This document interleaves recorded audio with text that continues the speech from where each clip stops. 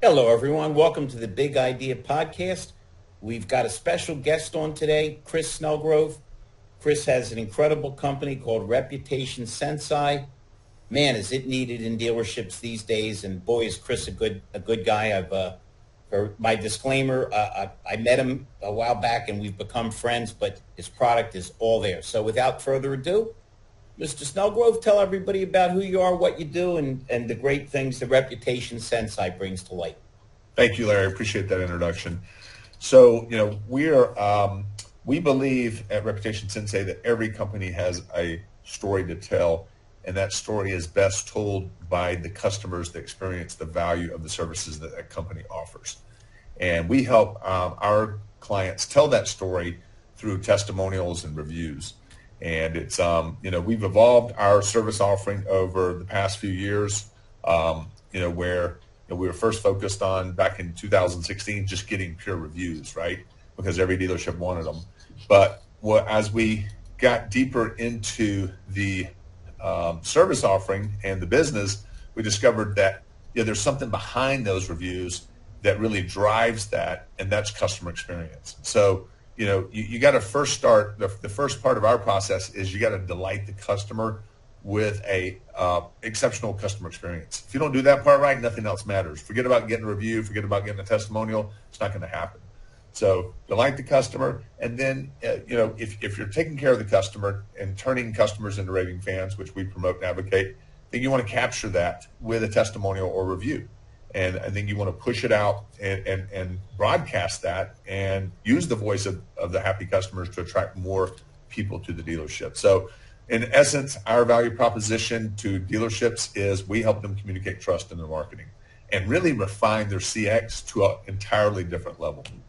By the way, for anyone listening, Chris isn't talking about pointing a camera at somebody and saying how wonderful the dealership was. He has a really simplistic but intricate way of integrating the customer with the dealership, getting them to spread the word through their networks as well as yours. Why don't you elaborate a little bit, Chris? Sure. So, if Larry, you just sold me a car and then you just go, hey, Chris, will you do me a solid? Will you do me a testimonial?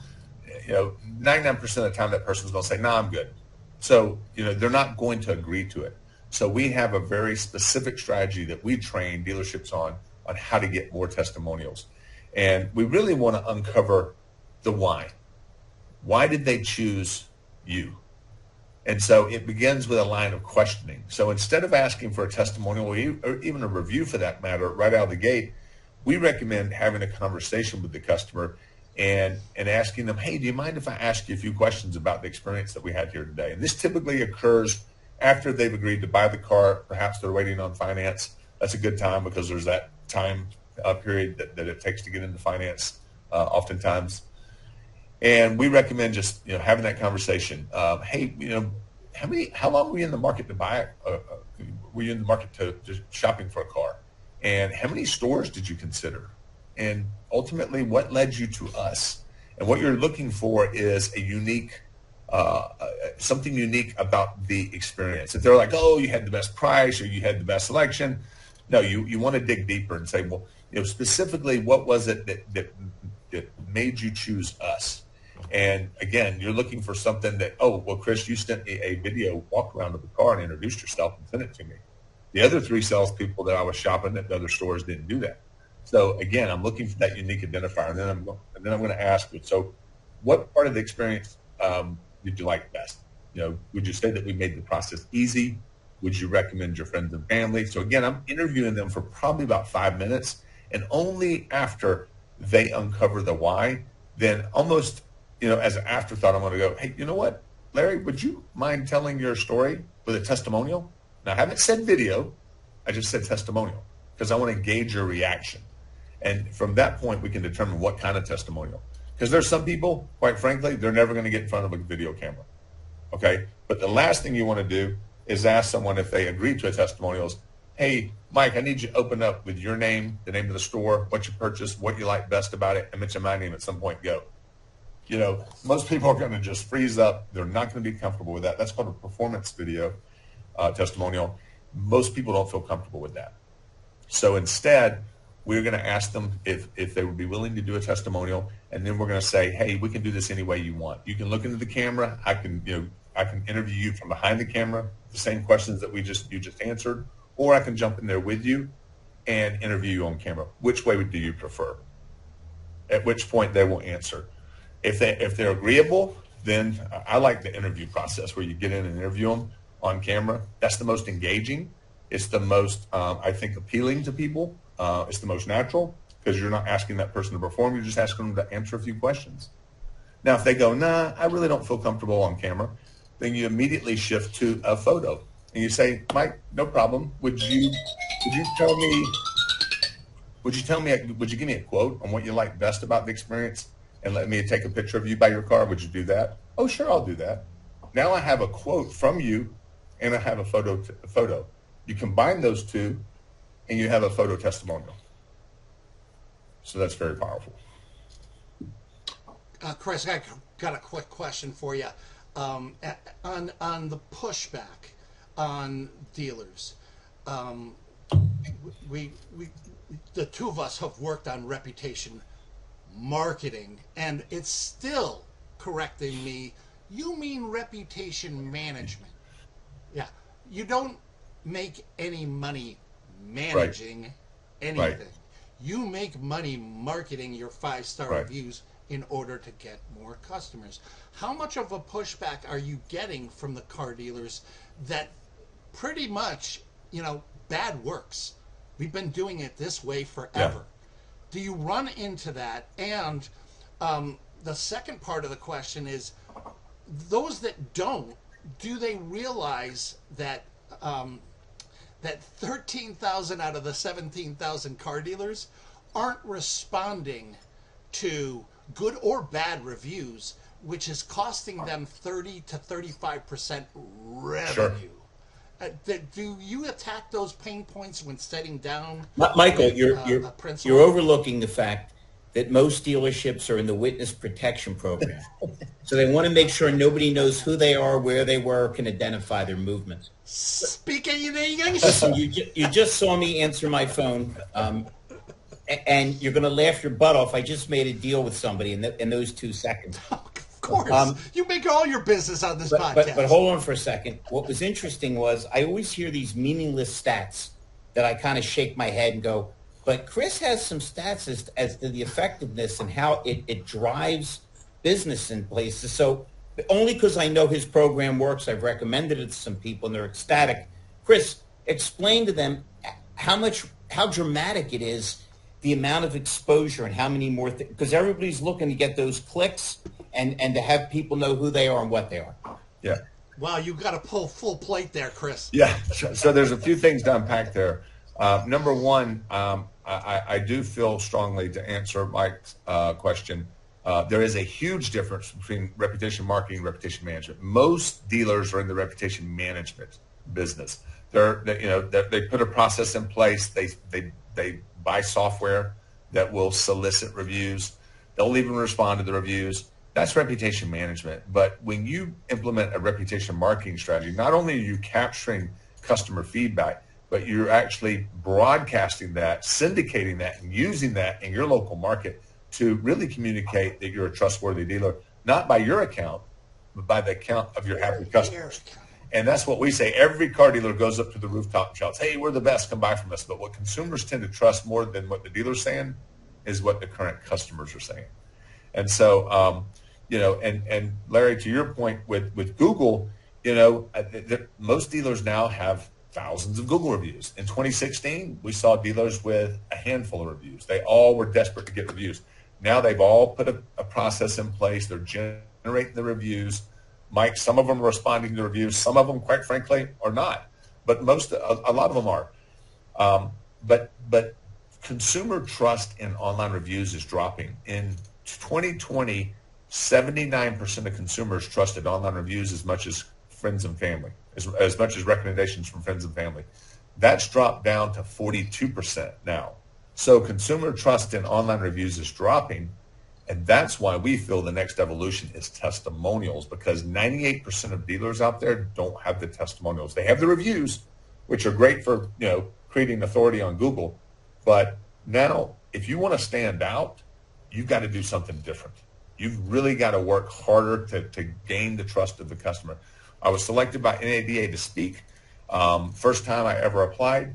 And listen, the only reason I got a speakership at NADA, which is a very tough gig to obtain, is because of my topic. And my topic is beyond Google reviews, next level trust marketing. And they love the idea, because what I'm doing is saying, hey, Google is good, but what's great is when you do something above and beyond. And that's the testimonials. Chris, one of my mentors, John Kelly, brilliant guy, told me a long time ago, he says, Larry, if you tell me you're handsome, doesn't mean a darn thing. But if through him and say, boy, that guy's handsome, when it's coming from somebody else, when it's not you tooting your own horn, but somebody else saying how tremendous it was. And again, I've seen what you do. It's not produced. It's just very natural. You get people in the right mood, in the right condition, and they like it so much they can't wait to put it on their networks, which is an exponential growth thing. Yeah. What we're really pushing right now is a testimonial app that gives a salesperson the ability to not only capture the testimonial, but to share it immediately with the customer, and the customer can share it on any social media that's on their phone. So, we've been putting video testimonials on the dealers' fan pages for years, which is good. But when you get it inside that customer's social network on their news feed, that's great, because that's going to drive referrals. Now you're marketing, your customer's marketing your services to their social networks. Hey, Chris, we've got, I don't know if you know Gary Selman, not only a good guy, but man, he's like the unofficial governor of Connecticut. Garrett, any thoughts or any questions for Chris? Because I've seen this thing in action, and man, does it push up visibility. Well, I'm sitting here listening, and his approach is definitely much needed today, because as we see, is the dealers really don't know how to market. They know how to sell cars, and they do a terrible job when they're in control of the marketing. And unfortunately, a lot of times the marketing gets pushed down to maybe a family member or somebody, just to watch it. But when I listen, the dealers that embrace the reviews and they're looking for it, well, those are the dealers that are separating themselves today. And, when we talk about the 17,000 rooftops or whatever number of dealers, is they're always still 10, 15 years behind. And so they're still trying to catch up from 2016 with getting Dealer Rater.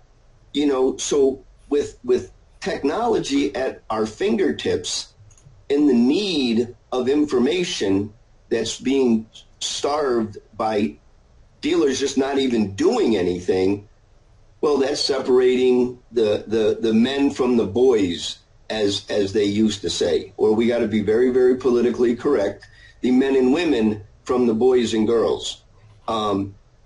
So, I'm looking for the dealer to step up and to separate themselves from the rest by using preloads, by using F&I products to create a better customer experience.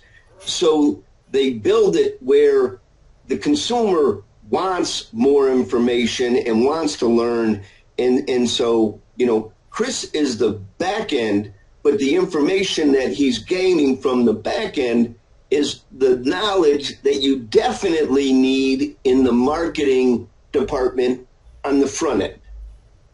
And so what I see is I'm learning all this, and reputation sensei. Okay, it is 5-star reviews. Okay, I didn't know what a 5-star review was 5 years ago. Mike Larkin had to teach me about a 5-star review.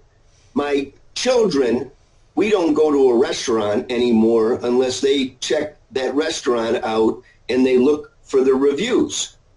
I guess that's going to work the same way for auto dealers, and the ones that are hiding their information and hiding their raving fans are going to lose. And the ones that say that we're going to do what we say and say what we do and then prove it by testimonials, That's all I'm seeing is successful. Local, hometown franchise dealers doing the right thing for their local community that they live and work in. Well, they're also doing the right thing for themselves, Gary.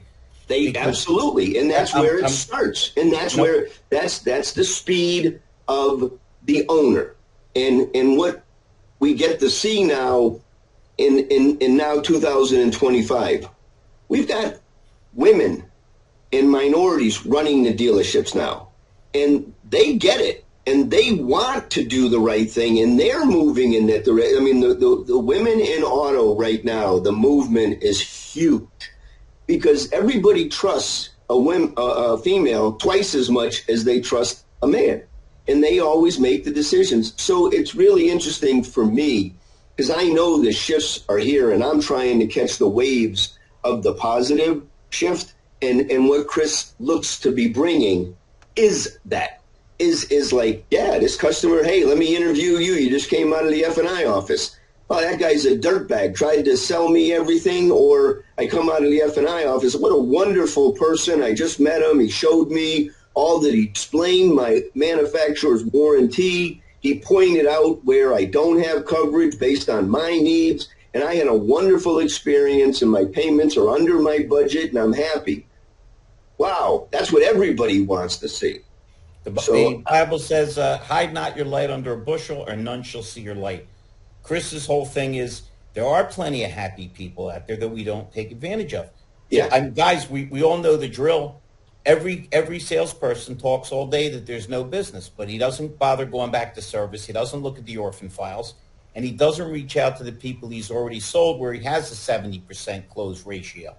And so all Chris is trying to do is say, the happy people are out there, and if we do it the right way, more people can know, and that's going to be 100 times more effective than the dealer dressed like a chicken jumping up and down on TV. You got another deal. Answer that. The best part about what we're doing is it puts a focus on the customer experience, and when you put a focus on the customer experience, it's a win-win-win for the dealer. That's when you have that formula, okay. And the owner is empowered his general manager, and his general manager has empowered his people. There's success. And that's everything that we're trying to unpack from the 80s and 90s, that they ironclad locked down. And now that we're on the other side of COVID, it's clearly going to separate dealers. I mean, we just shared a video where it's saying, auto apocalypse, like 67% of dealers are in trouble right now.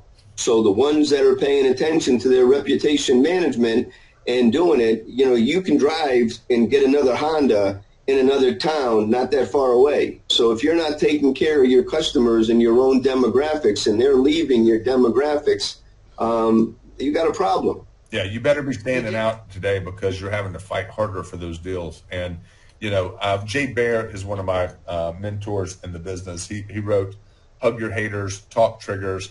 He's one of the foremost experts in the world on CX marketing, digital marketing. But Jay Baer says, don't expect people to have conversations about your business for doing the expected. You have to do the unexpected. So when people come in and you just do what they expect, don't expect them to write a review. You got to. They came in and they didn't expect to have an argue, to get their vehicles lowballed, to sit for 4 hours in the corner waiting for somebody. They didn't expect all that. Right. Yeah, and you're absolutely right.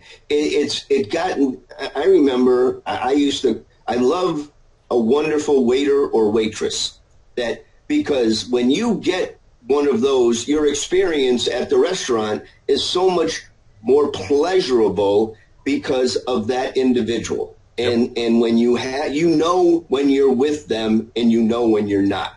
And I see the future of whoever's embracing the digital on the sales floor and making their world a part of what they do and how they sell.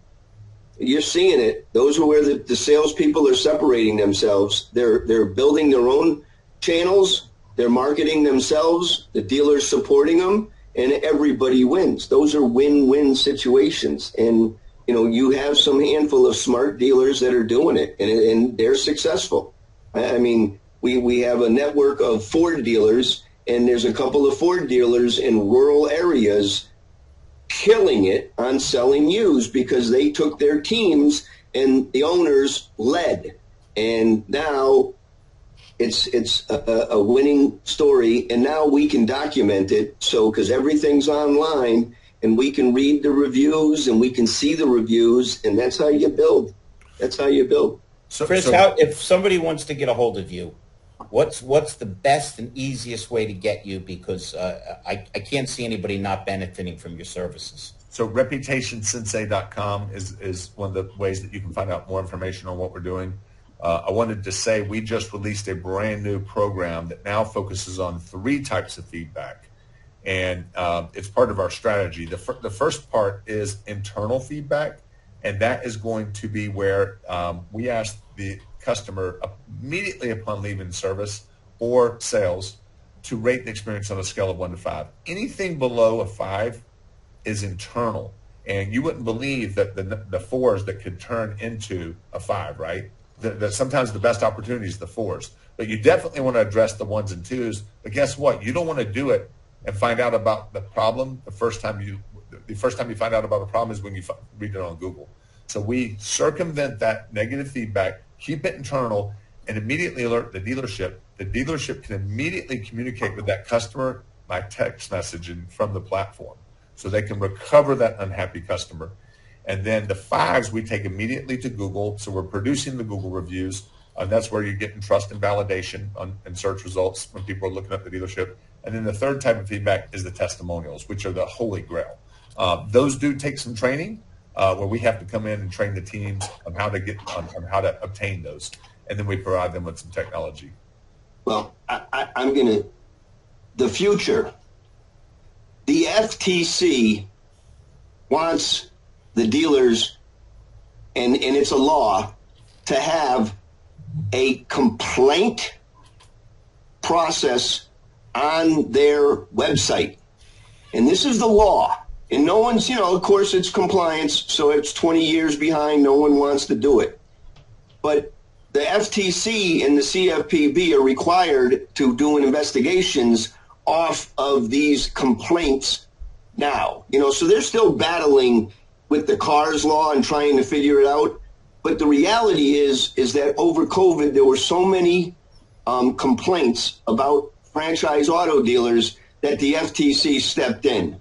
And now, part of all your regular compliance responsibilities that dealers still fail to do, they're supposed to have a software system that the consumer can come on and complain about service, complain about sales, and they need to be. So I'm saying is that you may be close enough where you can see, because those are coming, or there's a few companies out there that have those platforms, but that is a major focus on the FTC, because dealers don't respond to bad reviews. They don't solve complaints.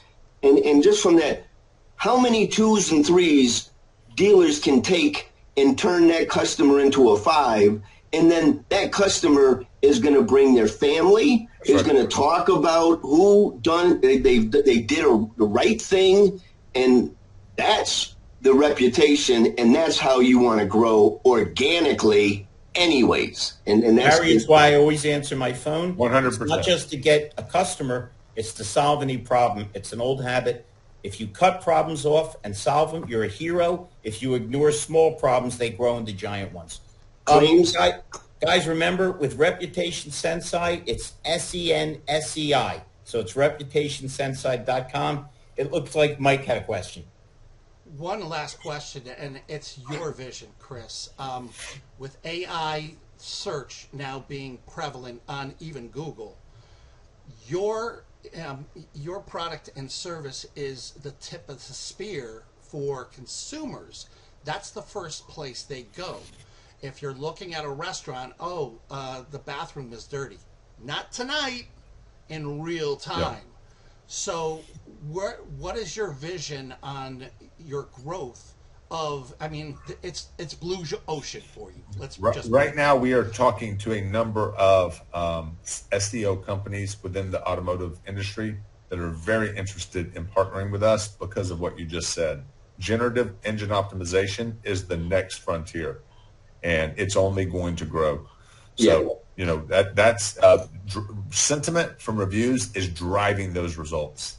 And for that reason, you and I are of the same cloth. We're on the outside of the funnel trying to get people to jump in to the funnel of our clients. So awesome. Beautiful stuff. Awesome. Chris, I look we forward. appreciate you. I can't recommend you highly enough. The guy gets results, and he's a pleasure to do business with. Gary, Michael, and I are so glad you decided to join us. You're always welcome back.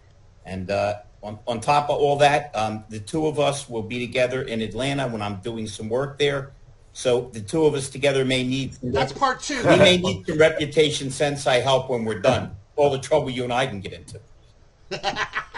Nice meeting you, Governor Gary.